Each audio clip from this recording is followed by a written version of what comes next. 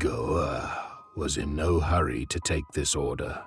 Firstly, to travel far, and it's not May outside. January is in full swing. And secondly, the Yenisei 250 highway has always been known for difficulties along the route, especially in those places where it crosses the mountain ranges of the Sedan Mountains. But the director of the transport company was relentless, and Igor's arguments did not impress him at all. Don't worry, you're going to be in a 3-car convoy. Keep the interval so that no one gets involved. Well, you'll be lucky. By the way, who are you going with? There's no one with Mipta Krivoy. He's been drinking for the 2nd week. Igor urinated. I'll take my son. I'll take a bear. Let him get used to it. The boss smiled. That's a conversation. And you have a capable bear. He's studying at the factory and he helps everyone. Otherwise, my blockhead only has chicks before the disco on his mind. In general, I don't mind. The money definitely won't hurt now. Lenka is about to give birth, the ultrasound showed the twins, and the doctors insist on a cesarean section. By the way, what are we taking and why are we in a convoy? Igor asked. The director seemed strangely nervous. And then he said, yes, the fertilizers seem to be elite. They cost a lot of money, and the customers are serious people. Igor nodded, although an inner voice immediately whispered to him, it's getting dark, Petrovich. It's all too easy. And why fertilizers in Siberia? Don't they have their own people there? Deciding not to pursue the unpleasant topic any further, Igor left the office and looked with satisfaction at his large cargo of MAN, whose cabin, sparkling with polish, was pleasantly pleasing to the eye. Misha's son was already waiting in. At first they drove in silence. Igor habitually kept the speed on the highway in such a way that the cars following him followed the prescribed interval. Tallinn, Pashka, as you can hear, we were busy with something, as usual. And so am I. Everything is fine. If it goes like this, we'll turn around early and give our wives goodies. Anatoly finally came to his senses. But that's not necessary. You get there first, and then you'll rant. Yegor nervously remarked, who was a very superstitious person deep down, even at the very Sedan Mountains. According to Petrovich, the customers' people will be waiting for them at the exit from the road. Who will help unload the trucks without entering the base? But why exactly in this place, and even manual unloading, Igor wondered. The trucker shrugged his shoulders and looked anxiously out the window. The snow was getting heavier, and now it seemed to him that everything around him had turned into a solid kingdom of ice. The branches of the mighty trees bent under the snow and protruded like the bones of sinners caught in the infernal judgment. There were few oncoming cars. It's understandable. In such weather, a bad owner won't drive a dog outside, but here you take fertilizers to some remote place. Carefully looking out into the road, Igor thought about Lena. I wonder how she is. Is your stomach bothering you? Because having twins is no joke. The passenger seat and waved to his father in a friendly manner. Igor's heart warmed up noticeably. A decent shift is growing up. Misha's mother died a few years ago, and Igor hesitated for a long time to connect his life with any of the women. But recently she thought definitively.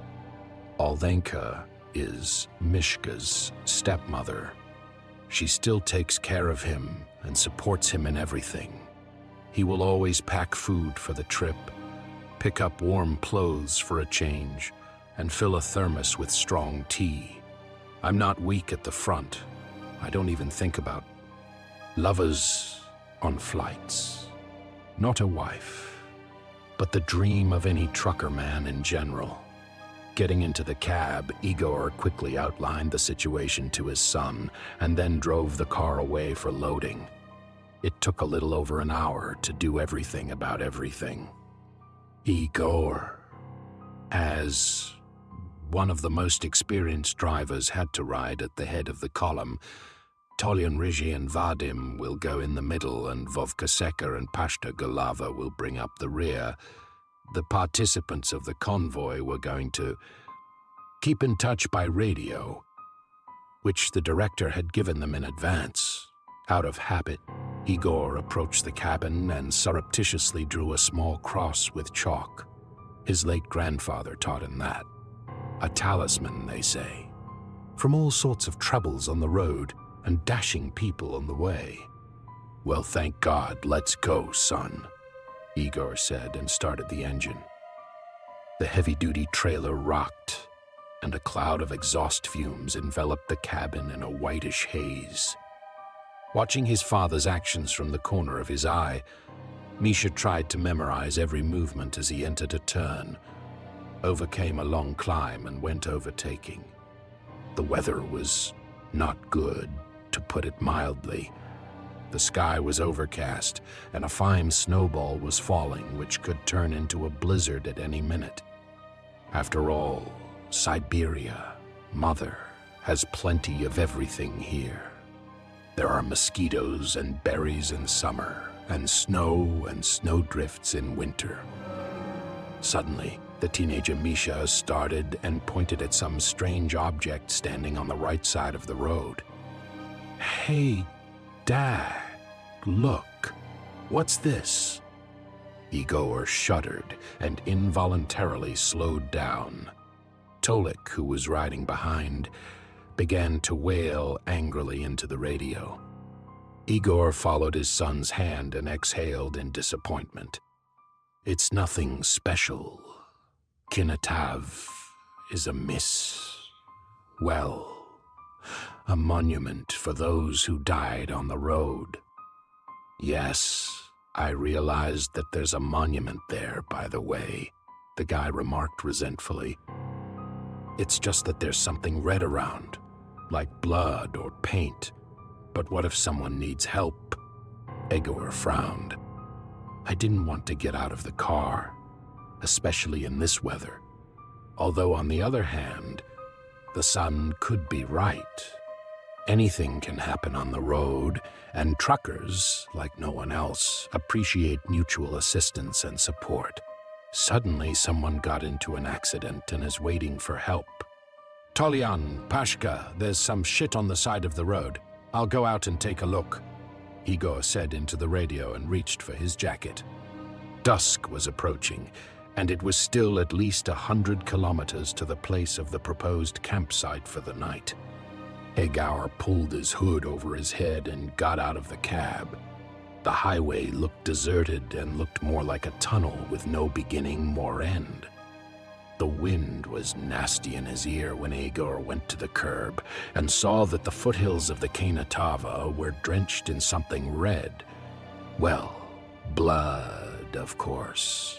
What else was unmistakably identified by Igor, who in his youth worked part-time at a slaughterhouse and would not confuse this sweet stench with anything. But the worst thing was not even that, but the fact that the footprints of bare, bloody feet went from the monument with the runaway photo deep into the forest adjacent to the highway. Bah! What happened here?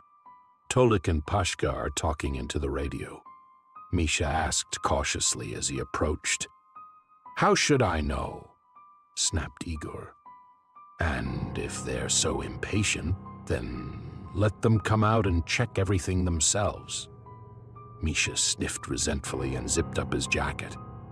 The trail of blood leading into the forest was slowly covered with snow, which made it seem that it was not blood at all, but drops of raspberry jam. Igor went over to the cinema cabinet and wiped the photo on his mittens. "Alevtina Viktorovna Petrenko," he whispered. "Look how young you are. You were only 19 years old, but in the photo, you look just like a girl." At that moment, heavy footsteps could be heard behind Mikhail.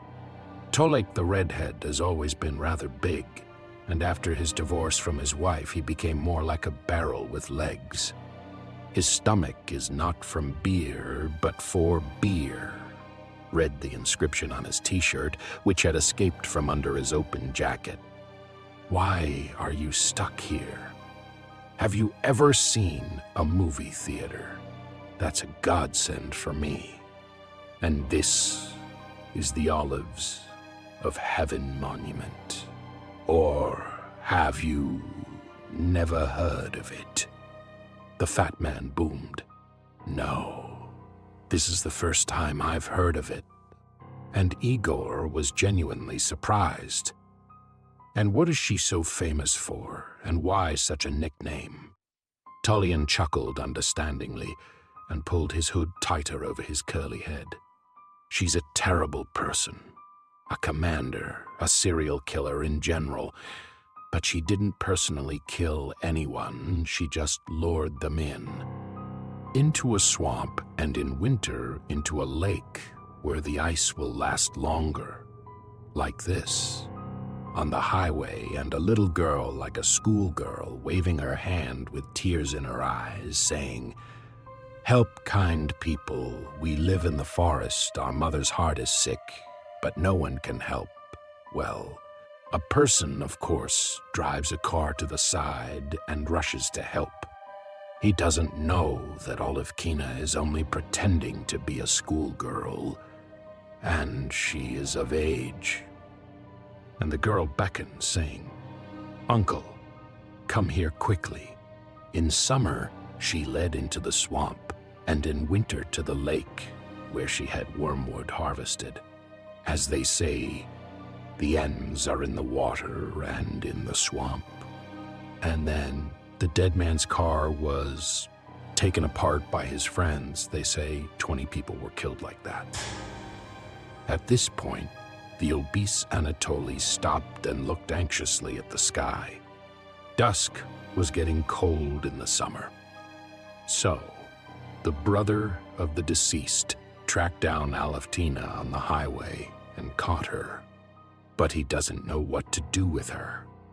It's like she didn't personally kill anyone. There's no blood on his hands. I wanted to strangle him, but I couldn't. He thought, and then he pulled off her boots and drove barefoot across the field in the cold. They say, "Run, Golub, run." But she ran. But it was only 10 versts to the village. In general, I froze my legs up to my knees. She crawled to the hut at night and began to scratch the door with her nails. The mother came out and gasped. Livtina's legs were amputated later. Gangrene has begun. She didn't live long after that. I didn't want to ride in a wheelchair. She's proud, and her fiancé left her.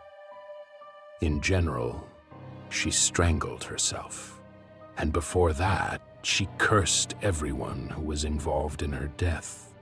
Her mother put up a monument to her. Oh, and yet, there is a belief that whoever finds her boots will be very lucky. Whether this is true or not, I don't know for sure. But since then, people have been disappearing on the highway, right on this very stretch. So let's get out of here and hurry up. Misha looked at his father with concern, and then he was the first to rush into the cab. Igor shook his head, deciding that this was another truck. But when he tried to start the engine, it turned out that the battery was completely discharged. What the hell is this? I remember for sure that I checked everything before leaving. the driver exclaimed angrily. At that moment, Misha cautiously looked out the window. Something flashed in the bushes. Maybe some kind of beast. The places are remote, to be sure. "Commander, what's the matter? Why aren't we going?" Tolik the Red's displeased voice was heard from the radio. "Yes, the battery is dead now. I will install a spare one." "Wait a bit," barely able to contain his irritation, Igor replied. But a moment later, a crackle and a strange hiss could be heard from the radio, and then the heart-rending screams of the convoy drivers could be heard. At that moment, Misha looked in the rearview mirror and shuddered in horror. Tolik the Red's truck was literally surrounded by some creatures covered with mud and snow, which vaguely resembled people dressed in some kind of rags. "The dead, for God's sake. They're dead people, Dad," Misha shouted. The guy's guesses turned out to be correct. There were indeed corpses coming from the forest adjacent to the road, and not just one or two, but dozens. Disfigured by worms and partially skeletonized, they stubbornly climbed towards the road, some on their own 2 feet, and some crawling like a worm because of rotten limbs. It was a terrible sight.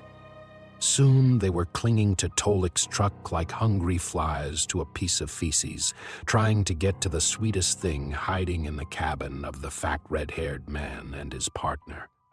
But the driver of the third truck did not wait for the massacre and immediately gave the screenings. The truck snorted unnecessarily and with difficulty bypassed the middle trailer, pulled onto a free highway. There was a sickening crunch, and one of them was knocked out. There were many of them, at least 3 dozen. Some of them turned out to be wearing branded trucker jumpsuits, from which Misha concluded that all these were undead victims, and the lifters were basil-apes. Tolik and Vadim stubbornly defended themselves with crowbars and knives, but the forces and onslaught were simply incomparable. Egar wanted to rush to help, but there were even more corpses, and they all craved only one thing: blood and fresh flesh. "Dad, don't go, please," shouted Misha, knowing full well that in this case they would all die. Soon the screams from the radio died down, and the evil creatures dragged out the bloody Tolik and his partner. And then Misha saw a girl with no legs and in a wheelchair on a snowy highway. Deftly turning over the wheels with her hands, she laughed like a hysterical woman, commanding her rotting army, because it was she who was lying under the sleeping bag. Misha trembled all over, but accepted the challenge. What else could they do when the truck stopped dead on the highway? Moreover, you can't change the battery anymore, and the road goes over a hill. "Kill them! Kill him! For my boots! Kill every last one!" screamed a nightmarish girl with no legs, who became a maniac for the sake of profit due to the deaths of truckers. Igor and Misha repelled the first onslaught, but it was followed by the second and third. Moreover, each subsequent one was 100 times stronger than the previous one. The doors cracked and the windshield shattered into billions of pieces. Realizing that they could not escape, Igor literally pushed his son out of the cabin and screamed sick. "Run, son, run. Otherwise the 2 of us will die." Misha looked around and struggled to get up from his knees. Throwing away the bloody balloon, he nevertheless followed his father's words and ran into the forest. The guy didn't understand what time it was or where exactly he was running to. Misha just pushed forward like a moose, not understanding the road. At some point, something squished under his feet. The guy froze and saw that he was standing in the middle of a small clearing where women's boots, yellowed with age, were lying on a rotten stump. The legend told by Tolik the Red immediately came to mind. Whoever finds her boots will be lucky. Misha took these boots and openly began to cry. Or maybe this is his luck. The next morning, 2 trucks and 3 disfigured corpses were found on the Yenisei 250 highway. Igor Vasiliev managed to survive, although he received multiple wounds to his limbs and face. But the drivers of Vova and Pasha, who abandoned them in trouble, were less lucky. Arriving at the unloading site, they were killed by the customers, who turned out to be ordinary bandits who transported weapons and contraband in containers with fertilizers. Simply put, the criminal elements have removed unnecessary witnesses. The most amazing thing was that not only Tolik and his partner, but also Igor and his son were absolutely likely to become their victims. But they were lucky. Perhaps the belief really worked, and the boots of the dead girl Alevtina brought Misha luck, even if it was so unpleasant and scary. Whether this is true or not, it's hard to say right now, but there are 2 strollers with twins in one. And only the guy, Misha, stubbornly could not figure out if the dead girl on the highway had saved him then, or if it was all just a coincidence. He burned his boots in Pekia on the advice of a priest he knew. Why keep such a thing at home, which, though it brings good luck, is nevertheless paid for with someone else's blood?